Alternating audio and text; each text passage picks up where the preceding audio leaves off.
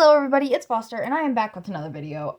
I've probably not posted in a month. I think that's how long it is. I don't really know. I've not posted this year. We're just gonna say that. Happy late New Year. And I'm really sorry for not posting recently at all. But I'm back now, and I'm going to try and get back on track because I was doing fairly decent for a while there. I felt like, and then I don't know, fell back into whatever that this last month has been. But anyways, yeah, I was busy for like 1 month of the time, or not 1 month, for like 1 week of that time, and I couldn't have posted. But other than that, I just didn't do it. So yeah. Anyways, I'm just gonna get right into it. Thank you guys so much for well, if you're listening to this right now, then I assume you have come back after I have literally abandoned you for however long, and I appreciate that, and thank you guys, and yeah, I'm gonna try and do better for y'all. Anyways, yeah, I'm just gonna go ahead and get into it. I'm going to be reading Places We've Never Been by Kasie West, chapter 34. I'm sure you did better than you think you did, Mom was saying on our car ride back to the campsite. I was practicing deep breathing because I didn't want to have a breakdown. We're always our own worst critics. You'll see when you get your acceptance letter later this year. I closed my eyes and counted 3 heartbeats in and 3 out. I mean, what exactly did she say? I don't want to talk about it, Mom. I had told her a few things when I first got in the car, but didn't go into detail. I especially didn't tell her about my amazing display of temper or my word choice at the end. Did you tell her that you still had time to be more confident in your convictions? You still have your whole senior year. I did not tell her that. Well, it's not too late. Maybe you could write her a nice thank you, telling her more of what you believe and stand for. I'm sure she loved you. Maybe this is a test. She wants to see how badly you want it. She put the ball in your court. I coughed out a snort at her word usage. What? She said. Nothing. You're fun and talented and very friendly. I'm sure she saw all that. Take a deep breath and think positive. Mom, can you not do this right now? I just wanted to sit in despair and peace. I'm sorry that I'm trying to be supportive. I held back a groan and pushed my forehead to the side window. I should have insisted on going into town alone. The others were barely getting breakfast started when we left, and then were planning to go on a hike. I now wish my mom would have gone with them. Mom was mostly quiet the rest of the trip. She'd thrown in a few more helpful suggestions along the way. I just wanted a huge hug from Skylar, but when we got back to the campsite, it was empty. Everyone was obviously still on their hike. Mom paused by the picnic table. Olivia said there's a plate of leftovers from breakfast in the fridge. Are you hungry? No, I'm fine. I headed toward the RV, hoping for a few quiet moments before everyone came back. Are you going to mope about this all day? Mom asked. Maybe, I said, unable to help myself. Where is your normal optimistic attitude? I'm discovering something called realism. I think if you put this disappointment into perspective, it might help you feel better. What's that supposed to mean? I asked, turning to face her again. I'm just saying we should be grateful for the opportunity and see what we can learn from it, but not dwell on it.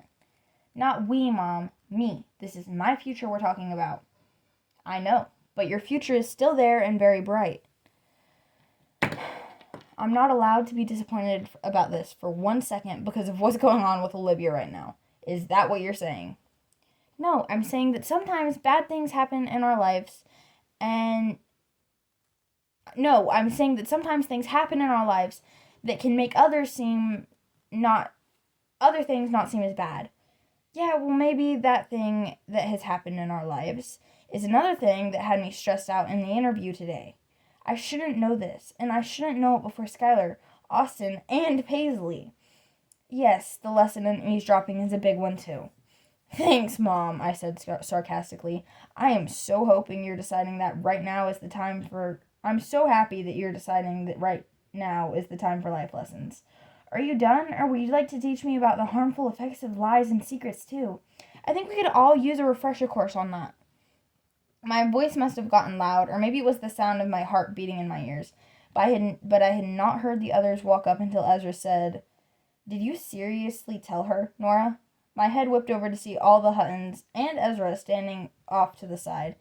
It was obviously been hiking. Paisley was red-faced, Austin was guzzling water, and Olivia was supporting herself on the edge of the table with one hand. Skylar stared at me with concern. Paisley crossed her arms over her chest. It's not a big secret when we all know. Mom and Olivia looked at Paisley in shock. Wait, has Paisley figured out Olivia's sick? You told her too? Ezra asked. No, I didn't, I said. You're the one saying too much right now and acting completely self-righteous about it. Nora, Mom scolded. Seriously? I asked. What does everyone know? Olivia asked Paisley carefully. She let out a big sigh, rolled her eyes, then pointed at me. You've been kissing my brother. I gasped, and Skylar laughed. She hasn't been kissing me, Austin said. I'm still gay. Wait, Ezra said, nodding at Skylar then me. You two are making out, and you're mad at me? He's not your best friend, Ezra. It's not even close to the same thing. Mom met my eyes. She was hurt. I wanted to yell out Ezra's secret so she'd stop looking so disappointed over mine. Olivia seemed worried too, and then something occurred to me. She probably thought that if I was making out with Skylar, I had told him the other secret, her secret, the one I thought Paisley was going to spill seconds ago. I shook my head. I haven't. Yes, we have, Skylar said. We're kissing. He wasn't helping. Olivia wobbled on her feet. She lowered both her hands to the edge of the table. Now, I'm not feeling so well. I think I'm just going to... Before she could finish, she collapsed. The world seemed to come to a standstill as Olivia fell forward, hit her head on the table, then landed in the dirt. An audible gasp filled the air, and I wasn't sure who had let it out. Maybe all of us. Skylar moved first, rushing to his mom's side. By the time he got there, Austin was kneeling beside her too. Is she conscious? I heard my mom ask. Was she? I moved forward, but she was surrounded. Mom, Skylar said. Mom, can you hear me? Olivia groaned. Should we call 911? I asked. No 911, Olivia said, trying to sit up. You hit your head pretty good, Austin said. You should go get it checked out. I agree, my mom said. Ezra had joined the brothers, and the three of them helped Olivia up onto the bench. I just need to rest, Olivia said.